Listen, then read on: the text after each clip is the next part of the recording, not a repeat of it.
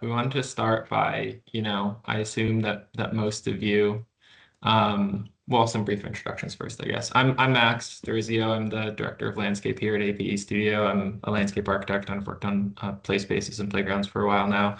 And on my left or right, depending on how you're looking at the screen, is Martha, our director of marketing, who has put this together and organized all of this so that we're here today talking about play.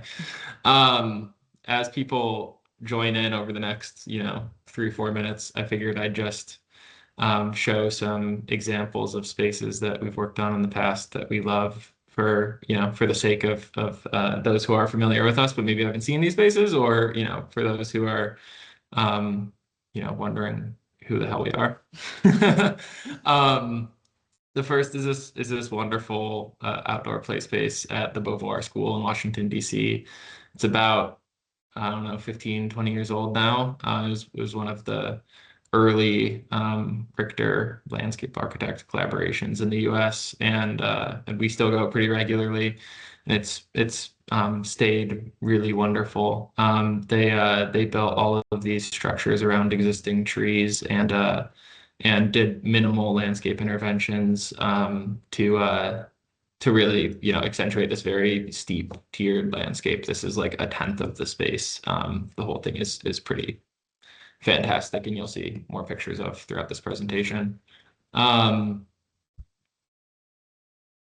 Another one, which I assume more of you are familiar with, I think I see some of the people who may have worked on this call actually, is the Gathering Place in Tulsa, Oklahoma. Well, for lack of better terms, monster of a play space playground in the U.S. I think it's still the biggest playground in the U.S. That was designed by Michael and Malcolmberg Associates and collaboration from Richter, who made a lot of these wonderful towers and structures that you see on the screen, and as well as a lot of the components of the water play in the foreground.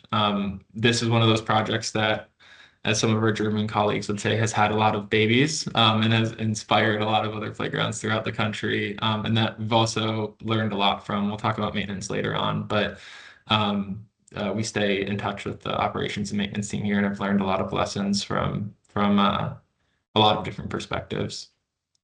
Governor's Island, again, one that I assume more of you might be familiar with, is this exceptional and very strange giant park in Manhattan, on an island south of Manhattan, where the designers used a lot of dredge to make these giant landforms, some of which are slide hills, and there's other equipment and wonderful play spaces scattered throughout. I think this space has the tallest, as far as I know. I could be wrong. I've gotten the stat wrong before, but I'm pretty sure that it's the tallest open embankment slide that we've ever worked on in the US. There's some really, really tall spaces as this slope kind of goes from littler kid on the right side to big and fast and scary on the left. And one of our most recent spaces to open, one that we're all really proud of, is Gibson Play Plaza in Raleigh. They opened their doors, so to speak, in spring 25, right? Yeah. We actually have some pictures from that opening. We handed out Polaroids to kids and let them take pictures of what they thought was most beautiful around the site, and we'll show a few of those later today. But it's a new, very exciting space that, frankly, is still working through all the kinks, and where we're working very closely with the teams there, and how all of these, like any of these incredible spaces, it adjusts and grows with the people who use it. Well, now it seems like we have a pretty big group of people here, so I think we can get going in earnest. The title of the talk: Build a Hill and Plant Some Trees. I think there was a subtitle about recontextualizing American play environments, and that's in a way what we're really trying to do. We have been reading a lot more history lately and looking at the origins of the playground movement and where play came from, or playgrounds came from, and thinking about how all of that has led to where we are today as a country, and has led to the status quo that we have today, which we readily acknowledge is not always necessarily represented in terms of Gen Pop playgrounds by our work. So we're trying to, we're hoping to share a bit of this research and a bit of this theory that cumulatively as an office we've been working with for a long time, and talk through some of the reasons and theories therein. These are our learning objectives. I don't know if you can see the total slide count from your view, but there's a lot that we're going to talk about. So I hope we all learn them, and that's all I'll say there. uh, instead of doing a formal about me slide and where I came from and what I've worked on and where I went to school and all that stuff, which whenever I see in a presentation, I never honestly really care about that much. I thought I'd talk about where I grew up playing. And this is true for a lot of the people in our office. There's actually very similar pictures that I could pull from a lot of my different colleagues, childhood. But this is the house I grew up in. It was a tiny little house in the middle of the woods. And off camera, although they were the ones who took some of these pictures, were my parents who let's say, gave me a very long leash. If you want proof of that, you can see me at the top of that tree in the far right picture, about 60 feet off the ground. And I think my dad was the one laughing and taking that picture. But there was a lot of opportunity for my brother and I to explore these woods and engage with them in a really free, open way. And that play experience has, which again shared by a lot of our colleagues, and I hope some of you on this call, has really translated into the work that we try to fight for, where honestly playing in the woods is probably the best playground that exists, but that's not always possible for urban environments. So we try to bring that same play value, and hopefully throughout this talk we'll maybe give you some ideas on how to do it better or differently or in a new way to urban settings. Slide. Oops, sorry. There we go. Okay. So where we actually wanted to start was acknowledging something that we've already kind of said at the beginning for those of you who joined a little late, which is that we readily acknowledge that and we'll talk about this a lot more, that playgrounds don't mean just one thing, and play certainly doesn't just mean one thing. And we have a specific idea informed by lots of different things that we'll talk about on what makes good play. And we want to start by sort of couching this talk in a conversation of an acknowledgement that this is, at its core, an opinion, right? It's an opinion backed by a lot of research and a lot of thinking over the years, but it's our approach to what makes a good play space. And I think, one of those organizations or pieces of information that we rely on is the IPA Declaration of Child's Right to Play, which is a UN thing and has had a lot of impact on play spaces throughout the world over the past several decades. And in their mission statement, the one phrase that I think is the most important in how we think about it is that play is the work of childhood. A lot of the times, from like a macro Gen Pop perspective, let's say, people view play as just like a, idle wasting of time for children where they're just running around and getting energy out. And there's a ton of psychology that really, really fights against that, that shows that play, especially free-directed play, or undirected, self-directed, free play is quite literally how children learn. It's much more important than writing cursive in a classroom, let's say. Like, this actual experience of play is their work and their most important way of developing. In terms of the spaces ourselves, I think the easiest way to quickly sum it up and put all of our heads in the right space is this cartoon or sketch that our late colleague Günter Belzig drew. And it's him as a child sitting in a very sad German post-war development playground, dreaming of the playground he wishes he had. And if you look at the dream versus his reality, it includes all of the same equipment. The difference is, and you can maybe see where we got the title of this talk from now, that the landscape is really beautiful, and it feels a lot more, borderless, and feels a lot more deep. And frankly, if you took away all of the equipment in that picture, you would still have a pretty great playground just by having some trees and a hill. And I promise this isn't going to be like swamped with quotes. There's only a few at the beginning. But the other really core component of that, and why we talk about natural playgrounds, comes down mostly to diversity of stimulus, right?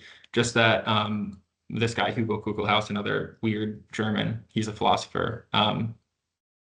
He designed a German play expo a while back. And it has a lot of ideas about how humans need stimulus, right? And that's especially true for children, that their input of texture and material and the way that their body moves through space and all of these things is like I said before, the way that they learn and the way that they grow. So when we think about play, we think of a play space as a lot more than just an area for kids to run around and climb.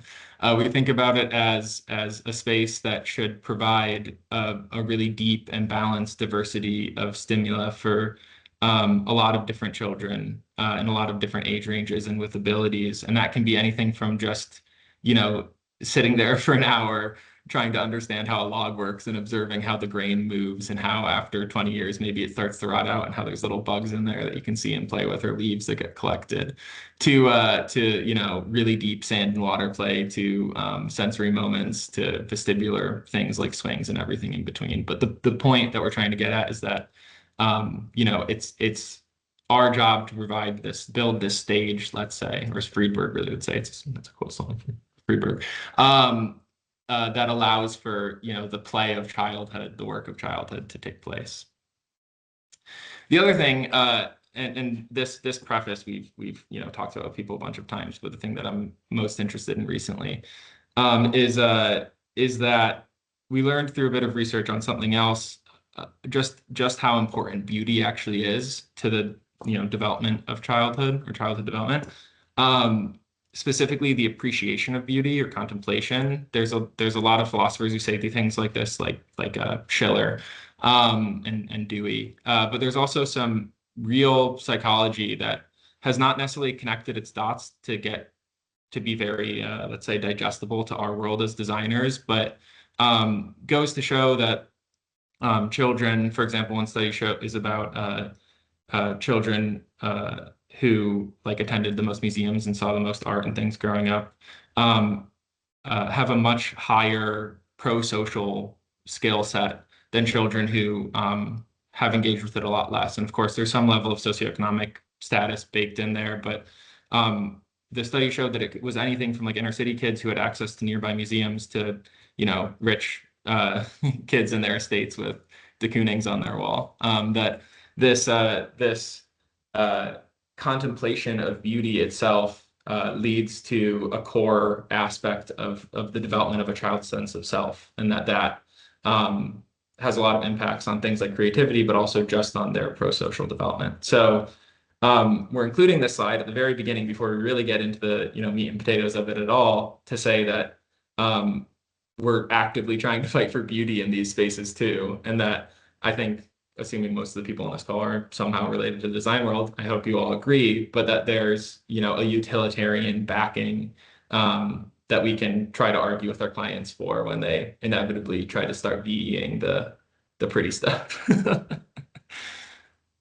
And if you do all of these things well, if you make a good space that's balanced in stimuli and has a wonderful environment and yada, yada, yada, studies show that children who have access to these spaces have a lot of benefits, some for them, some for things like, just sleeping better, which I'm sure any parent on the call wants to get woken up less, and for their kids to really succeed. So, although it is play and that can be let's, viewed as somewhat silly at times, we're really committed to showing and talking about how important, these spaces are to the development of the next generation.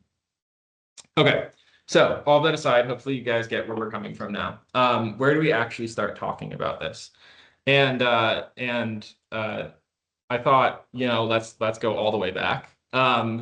Play has been a part of life since the beginning of humanity. I mean, animals play, so even earlier. And there's a lot of really interesting studies that we'll get back to later about the importance of that, or about what that means. On the left, Peter Gray is a psychologist at Boston College, and studied contemporary hunter-gatherer societies that have been relatively untouched by, modern development, and how their children play, how play works there, to get a lot of theory out of it in terms of the core elements of play as a human tendency, as well as some anthropologists have done more recent studies on the skeletal remains of children from, again, the beginning of humanity, to show how children have played for a really long time and have engaged in risky and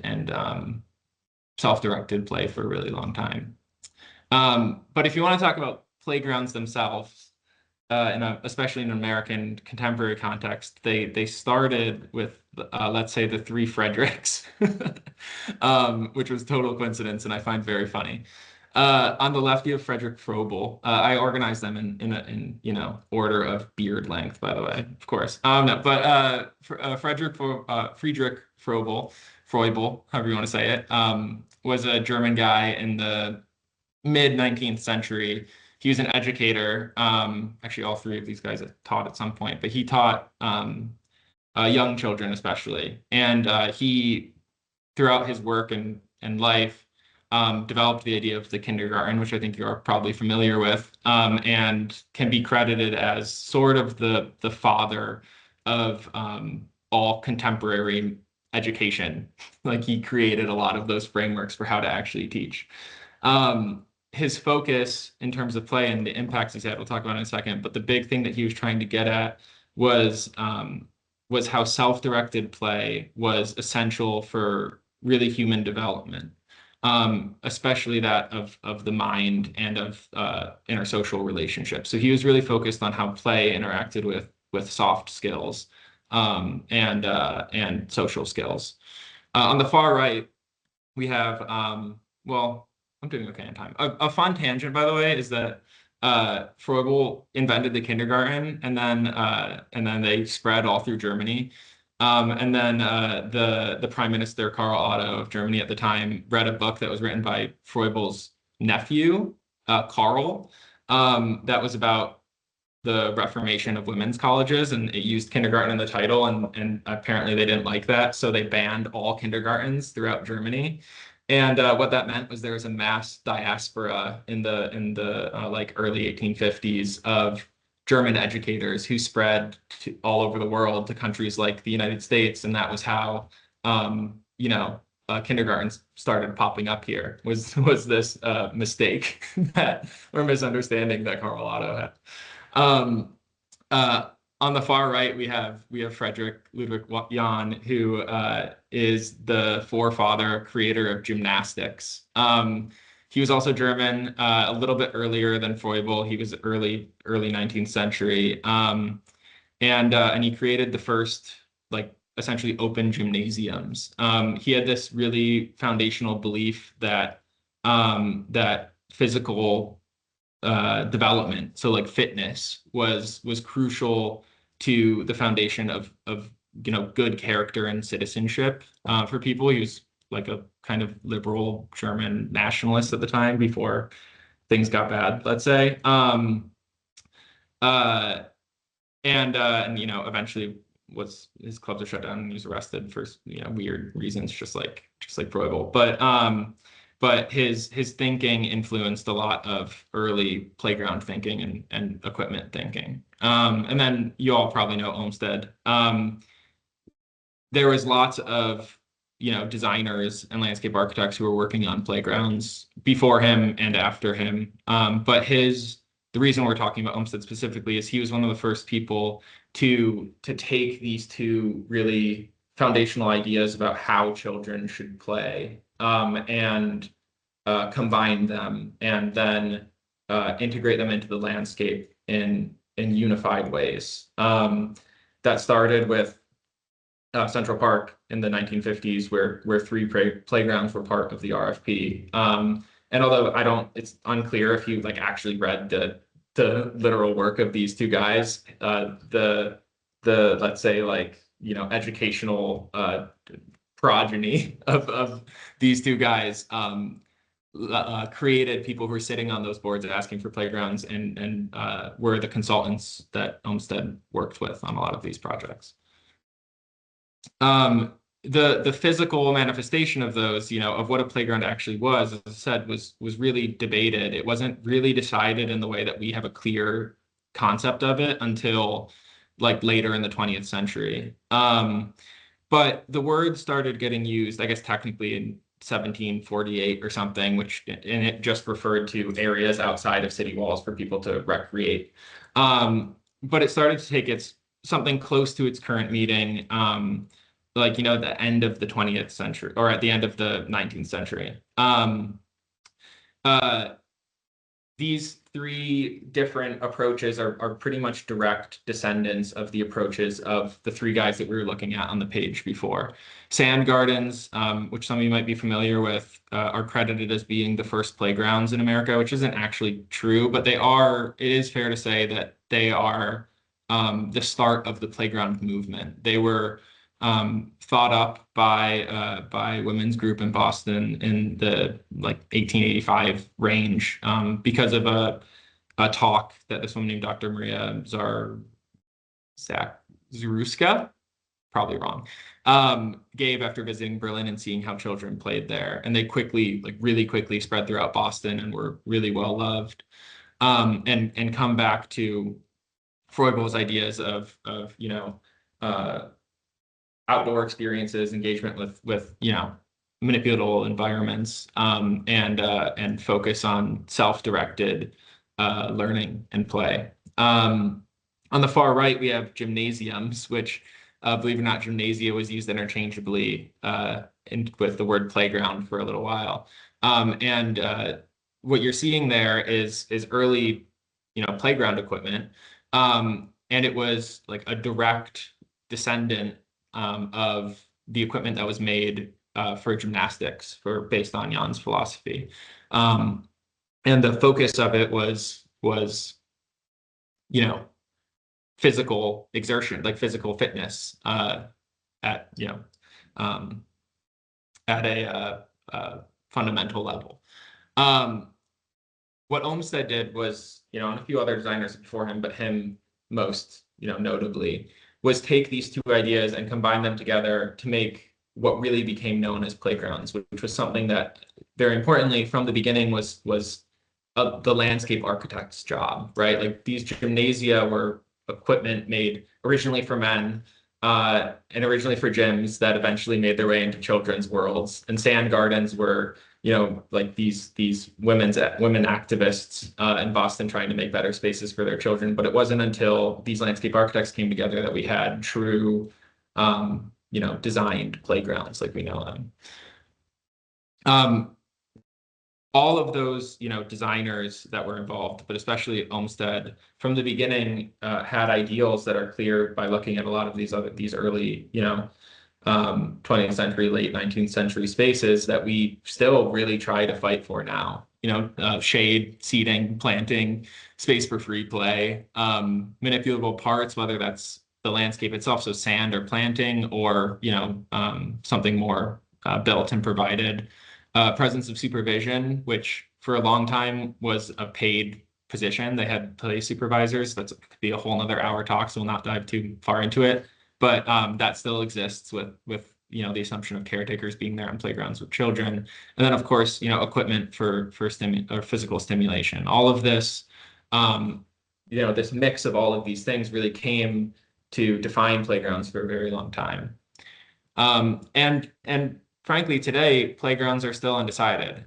I think that there's a more clear understanding of them, let's say. I think if you asked like a random person on the street, they would probably, when you said playgrounds, and actually I know this because as somebody who designs playgrounds, when I say I design playgrounds, everybody always pictures this like high equipment style of play, and with lots of colorful surfacing and all these things. But there's a real and very, pronounced spectrum between these spaces. On that one side, you have equipment play, which has a huge lobby behind it. It's one of, it's a multi-billion-dollar industry. And and supported by a lot of people. Like spaces like this are supported by a lot of people, like ADA consultants and things like that, because of wheelchair access and all of these other elements, as well as, you know, city planners who and maintenance people who understand the ease of these spaces. We're on the complete opposite side of the spectrum. You have nature play, which doesn't generally, in a true sense, involve any equipment. I know the term nature play is starting to be applied to basically any playground that has wood on it, but like in an academic sense, the nature play movement is really all about, you know, true natural spaces, which there are many good examples of. And then somewhere in the middle, you have these spaces that have landscape integration, where they're tying together and integrating equipment and nature. And these are the spaces that we, you know, again, we're biased, we have a specific view of it, but that we tend to think of as the best and most compelling and rich spaces that are being designed and built today. That said, you know, everybody starts on one side of this. Every designer that we've ever worked with and I've ever spoken to generally starts somewhere. Whether they're starting on the landscape side of things by designing gardens for play, or they're starting on the equipment side of things, with doing these, you know, these really equipment focused, high surfaced environments. Our argument for today is that if you want to end up in the middle making really good, you know, integrated equipment landscape play spaces, that the spaces that we've seen who are designed by people who start on the equipment side generally are a little less rich, a little less well understood, and a little less well approached than the people who we see that start on the landscape side, and then really, you know, master the craft of designing children's environments as a landscape architect, understand how, you know, children use the space, how caretakers use the space, how the spaces function, and then slowly involve more and more equipment, you know, along the way, to get at some of these really beautiful spaces. Like here's another picture of Beauvoir, and that when we see these spaces, you know, the ones that are designed by people who started with a landscape focus just end up being a lot richer, a lot more beautiful in our opinion, and well, a little more considered. So with that said, we're going to start with the landscape. Um, and where we want to start is going back to that original thing I was saying about materiality. The ground is the child's domain. This picture is, I think, a child at full play, let's say. They're experiencing pretty much every physical sensation they can. You know, they're feeling cold from the water. They're smelling probably, you know, that smell of a muddy puddle. Inevitably, they're going to taste a little bit, which, you know, parents might not like, but dirt and ingesting a little bit is actually seems to be pretty good for kids' immune systems. And they're, you know, they're fully engaged in the moment. They're exploring how the world around them works. And they're highly engaged. And it's because, you know, maybe you could argue that it's because children are short. But for whatever reason, you know, like they're hyper fixated by materiality, and they get a lot of sensory input and therefore education and learning from that materiality. So, you know, in this picture, this is from Gathering Place, of this girl wading through the channel. You can tell she's going slowly and feeling those cobbles on her feet, as well as the pressure of the water moving against them. This kid who's probably having a blast in the sand is having an even deeper version of that, where he's able to, you know, manipulate and control the materials around him. Where there's still, you know, an element of that in the picture on the left, but, you know, thermoformed plastic will never have the same type of material and sensory depth as natural materials do. And you can make all of these arguments for why natural materials are better for the environment and, you know, better for the health of kids and blah, blah, blah. But from a play perspective, the thing I always come back to, at least, is that the play value of these materials is just so much greater because of the variation in them and the ability for them to be explored and interacted with by children. Next slide. There we go. Now, if you can have loose materials, that's exponentially better. You know, for any of you who live in New York, I really, really encourage you to go down to Brooklyn Bridge Park on a relatively hot day in the middle of summer and sit there for an hour or two, because you'll be just blown away by the intricacy of like the canal systems and engineering works that kids make in that sand area. The ability to manipulate, the environment around them is something that's growing increasingly rare for children, especially in urban contexts. So having, the ability to really change things and work through this engineering is even more of a rich, learning experience.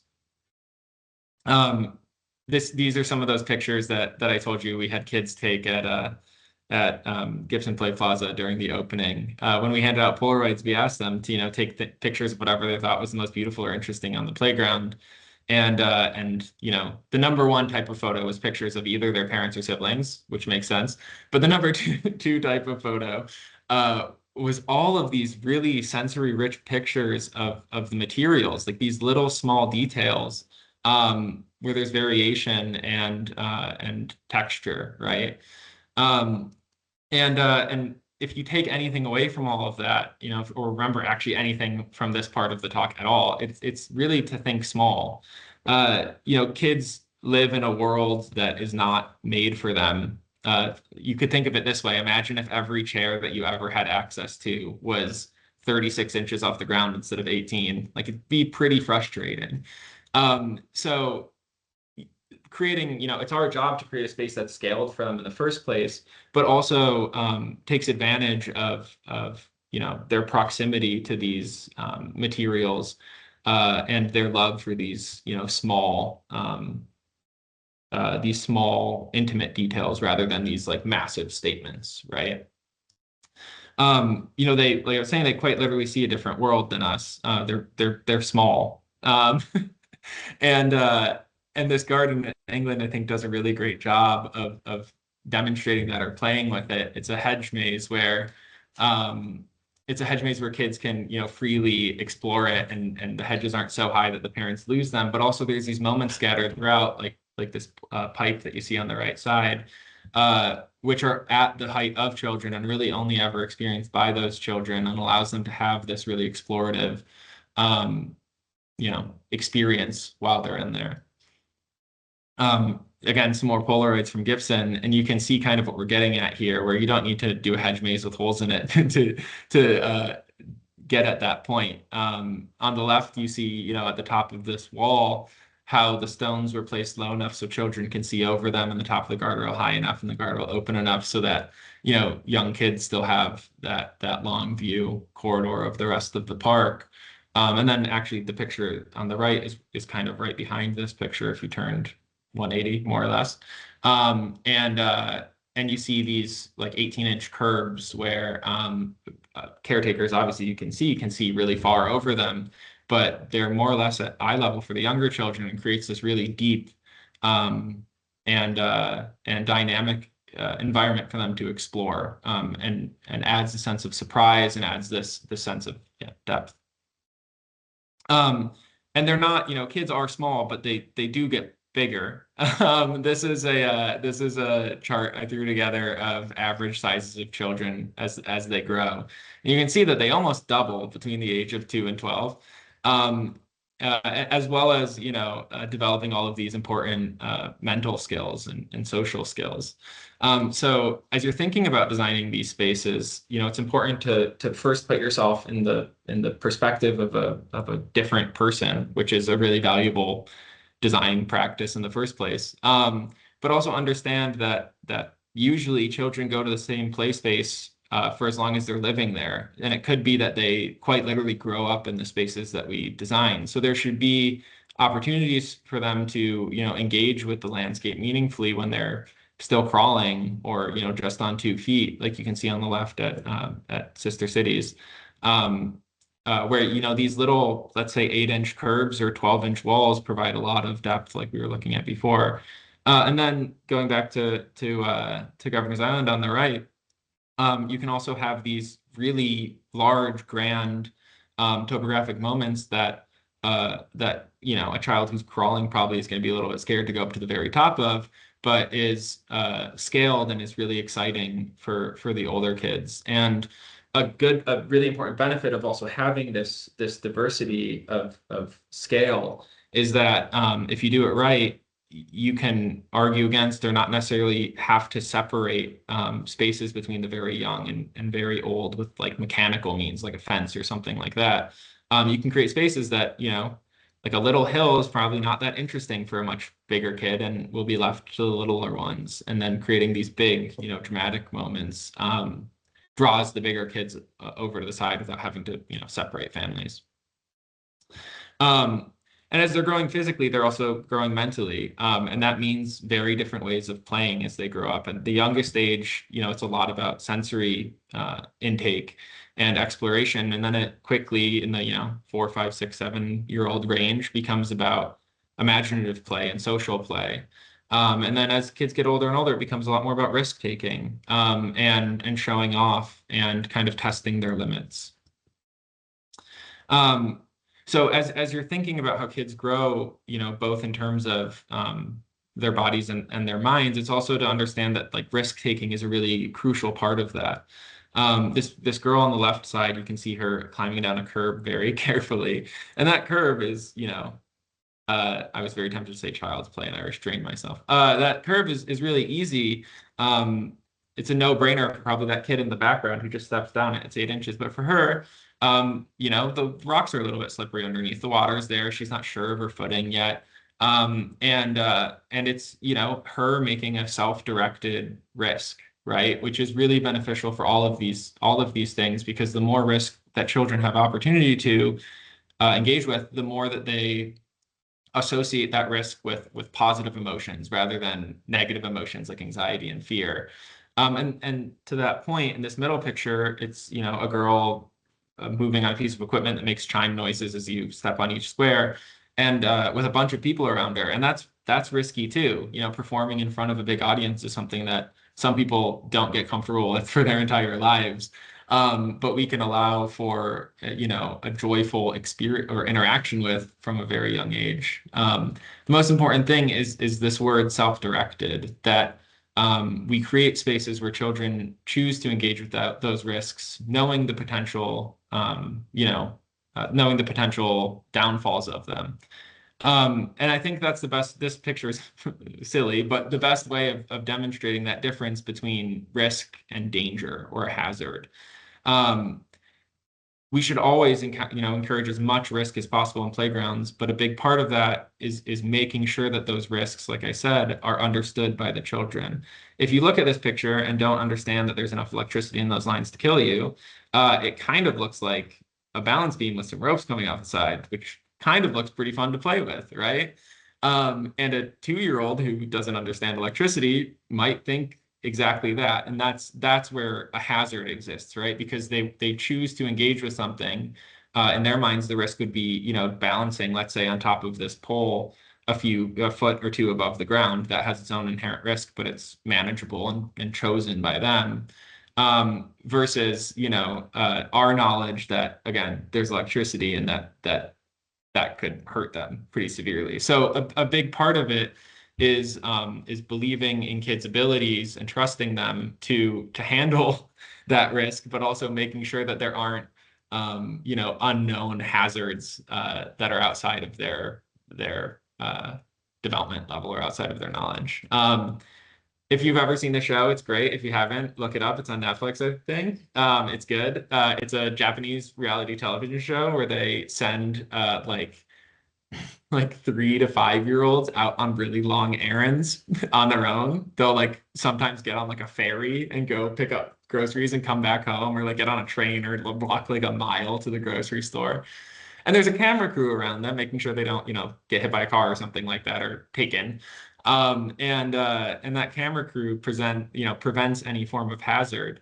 But these kids are making self-directed risks, and it's proof that although our society seems to, not be as open to it as the Japanese, that children are a lot more capable of doing things and managing those risks themselves than we know. So these are 2 quotes by those from those articles that I showed you at the beginning about play from early human perspective. Zane Thayer, he's the anthropologist who studied the skeletal structures of children, very early children. And it's a fascinating study. It's worth reading. If you're interested, email us and I'll send it to you. But his conclusion was basically that children have never been in the history of humanity safer than they are right now. And at the same time, adults have never been more worried about them, right? Which is this really sad paradox, especially because, like researchers and philosophers and experts pretty much all agree that risky play is good for children's development. And then the other thing, Peter Gray, this is my favorite definition of play, if you need to find one for something. And it comes from his study of these children in hunter-gatherer societies. And the top one we've talked about a lot by now, but it's the most important, that it's self-chosen and self-directed. That it's done for the sake of doing it and not compelled by outside means. Which gets to, frankly, what I think is probably the biggest impediment of play nowadays, the lack that caretakers have, or the lack of trust that caretakers have for their children. This is a diagram by Mitsuru Senda, who's this Japanese architect who wrote a few books about play and designed a bunch of weird, cool spaces, also worth looking up. And I don't necessarily agree with these numbers, but I agree with the principle he's trying to get at, which is that as children get older, we as designers should really be pulling the caretakers away from them. When a child's 0 to 2 years old, then they don't have object permanence. So when they don't see you, they think you're gone forever. Being pretty close to them is important. But as they get older, it's really important for kids to experience these things on their own and not constantly be helicoptered. So something that we try to get at with these play spaces is to encourage engagement between caretakers, so that they become disengaged from children. And we can do that in a lot of ways I'll talk about in a second. But you can see the two kind of examples of it here. On the left at Maggie Daly, you see a picture of adults and I guess a teen hanging out on these benches. As what you can't see, their kids are running through this sort of hedge maze around them. And they're all talking to each other and getting to know each other, and it's great. And their kids are free to play without them getting in the way. And on the right, you see a New York City park where you can tell there's basically no seating and no real way to encourage caretakers to talk to each other. And almost every caretaker at this space is like directly on top of their child. So what we're trying to do a lot more in the past, even like 2-3 years, is think about how we can, through design, start contextualizing helicoptering as almost antisocial, and use, all the skills that I'm sure you all have really developed in terms of bringing people together to pull those caretakers and away from the kids and get them to engage with each other instead of their children. There's a few very simple ways of getting at that. The first is seating. On the left, gathering place, great place. This is the beer garden, where there's tables and chairs and beer, which if you can pull off, even better.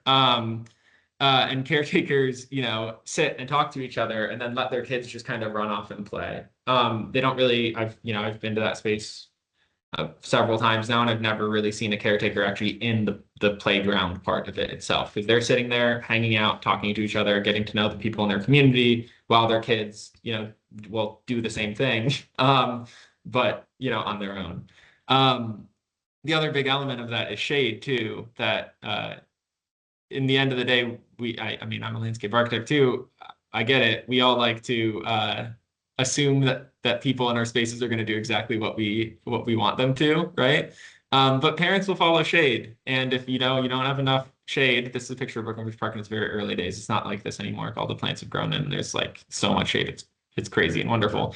But in the early days, there wasn't as much, and this dad was sitting right in the middle of the playground, and maybe that wasn't that big of a deal there, but it isn't always what you want. These are some more Polaroids from Gibson Play Plaza, and on the left you see this alcove that has caretaker seating on top, which are caretakers have these great views of the whole park, and then a few slides terminate underneath, and you can see there are caretakers on top where there's umbrellas and chairs. But and sorry if I'm stuttering, I'm admitting people into the lobby as we go.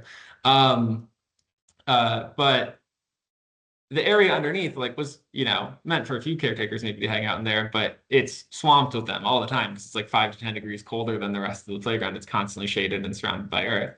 And there have been no serious issues because of that so far. But, as you can see in this picture on the right of a kid coming out at the bottom of the slide, it puts caretakers in the way of children's play, right? Um, Another big thing at getting, caretakers to leave kids the hell alone is providing some sense of enclosure, especially in urban contexts. This is a picture of, cities that I showed before, and there's this whole great play space in the background of the picture on the left, which you can see in the picture on the right. And caretakers don't go back there that much. Kids are really free to explore it and engage with it on their own. And a big reason for that is because there's a fence that surrounds the whole thing with shrubs that block it, so it looks beautiful.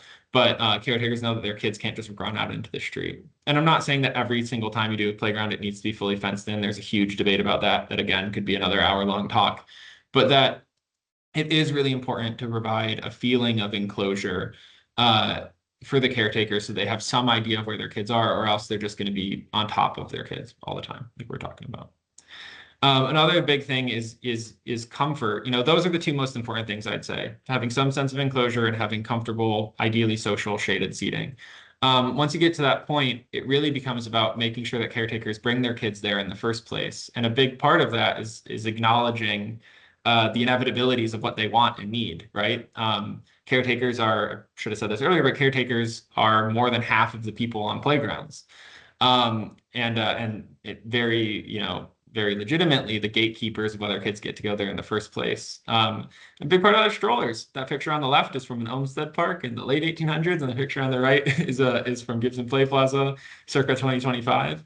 And you can see that for about as long as playgrounds have existed, caretakers have been using strollers to get their kids there. And there's a lot of stroller parking in Gibson, but this was opening weekend and there was a whole ton of people, and you can see that thankfully these paths were wide enough and catered to that, but the space fills quickly. So making sure that there's intentional space for those strollers and that caretakers feel like their belongings aren't going to get stolen and they have some sense of that space is really important. The other most important things are the elements that caretakers just want so that their kids can really play. Bathrooms are a huge part of it, especially if you have water or sand on site. Rinse-off stations, same story. Sunscreen, maybe caretakers don't always ask for, but we pitch because world's getting hotter, ozone layer is getting thinner. Preventing skin cancer of children is good, and there are machines that are much less ugly than the one in this picture. But just the reminder of having sunscreen to apply it to kids is something that we think is really important. And if you do it all right, it encourages kids to come, the caretakers to bring their kids back. If you don't, the picture on the left is kids having like probably the most fun they've had in a long time. The picture on the right is some very unhappy parents. So, there has to be a balance there. And the reason that we spent so long today talking about caretakers and not kids is that it's a really important part of letting kids enjoy these spaces in the first place, is providing these resources for caretakers to let them run free. The other most important part after we talk about children themselves and caretakers is maintenance people. The joke we always have is that parks look worse at ribbon cutting, right? They only get better. And I do really, really believe that the only difference between a great park or great playground and like a special, fantastic park or playground is the maintenance people. It's people who continue to make it really beautiful and welcoming throughout the years. This is the team at Gathering Place. This guy here, oh, where's the mouse? This guy here is named Ken Sutter. He's the head of maintenance there, and we talk to him a lot. He's a very good guy and very generous at this time. We learned a lot of things, a lot of lessons. One of, we'll go through a few, but the number one, if you're going to do anything to make maintenance people happy, is to provide access, especially to areas where you have loose fill, but basically anywhere that they're going to need to be, make sure that they can get up to it. This is a space in Germany that I hope you all find as beautiful as I do. The issue with it is that the only access into that bottom area is like through like a 4-foot or 5-foot gate and a very small path. So whenever they have to refill that engineered wood fiber or do maintenance on it or recompact it or anything like that, They have to carry that stuff all by hand. And thankfully, this is a private space with a lot of funding, so they do that. But I've also seen public spaces, which I didn't include pictures of to be nice, where there's the same issue and you just see nothing done. Because frankly, doing 50 yards of engineered wood fiber in wheelbarrows is a huge pain in the ass. And that's not even talking about, eventual equipment replacements, making sure that you can get a gator, and ideally, like a small telehandler or something up to a space is like weirdly the number one gripe we get from maintenance people about park design. In terms of thinking through maintenance in the first place, the second most important thing is like meeting the team where they're at, understanding the capacity of maintenance people, and the saying or joke, I guess, that we always have is static maintenance, static play space. If you don't have an active maintenance team, maybe you choose more inactive, low maintenance equipment, and vice versa. And also acknowledging that aesthetic expectations vary. On the left is a German sand play. On the right is New York sand play. One is very clean. One is not as clean, let's say. I don't think that kids actually probably prefer the one on the left. But the big thing is understanding, what culture you're working in and what they expect. And I'm going to run through the last few of this quickly and get into equipment. I think I can do it in 10 minutes. But we'll be around after for questions too. A big thing is children like to leave their mark. And that's not a bad thing. It's a maintenance issue we get questions about all the time. But most of the time on a well-designed space, you see these really, really uplifting pieces of graffiti, and we encourage you to leave them. The principle is that things like this, replicate, let's say. And if you have bad graffiti, you remove it immediately because that will replicate as well. But when you see this, it's really a sign of a child loving the space that they're in. It's the same as them like writing their name on their favorite toy, right? You can get around it by creating an environment that encourages manipulation and allows them to leave their mark. You can see these wonderful collections of objects that kids found throughout the playground, and also notice that none of these spaces are really heavily graffitied. But it also, is a reinforcing element of the fact that loose materials and planting are so important. So we'll end with planting in terms of the landscape, with the simple statement of do it. It's really important and really makes or breaks a space, in our opinion. You can make all of the arguments that we've made before about materials with plants as well, right? They can be extremely sensory rich. And inevitably, when a municipality you're working with or a client you're working with says you can't have sand, you can't have any loose materials, plants serve that function, whether it's picking flowers or turning a leaf into a toy. They are an extremely valuable regenerative resource that is really underutilized on playgrounds from a macro perspective in the US right now. Okay, so we're ending with equipment, and it's going to be quick. The one most important thing that we would say about using equipment in spaces is that it dramatically changes how people understand a play space. The second you have equipment there, people understand that it's a playground and they behave differently. On the left, you see a child climbing on a rock, and you can tell he's being pretty careful. He clearly has a cool caregiver who's willing to let him do that. But there's a psychology there, going back to kids are a lot smarter than we give them credit for, of like, he knows that rock hurts if you fall on it, and he's choosing to take this risk on his own and doing so carefully. All four hands, he's not sprinting up it. All four of his limbs are making contact. He's doing it carefully.